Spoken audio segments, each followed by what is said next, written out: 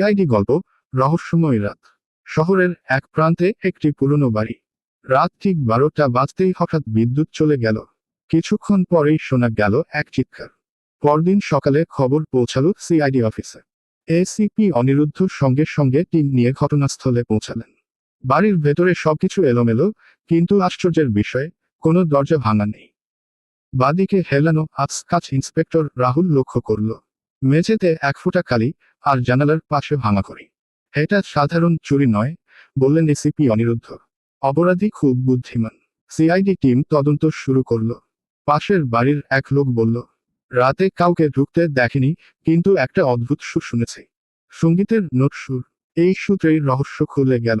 ভাঙা ঘড়ির ভেতরে ছিল একটা মিউজিক চিপ, যেটা শুধু বাড়ির পরিচিত কেউই জানত। শেষমেশ ধরা পড়ল অপরাধী। সে ছিল বাড়িরই এক আত্মীয়, যে লোভের বশে এই কাজ করেছিল। এসিপি অনিরুদ্ধ বললেন, ডানে ইশারা করা উল্টো হাতের তর্জনী। অপরাধ যতই নিখুঁত হোক, সত্য একদিন বের হয়।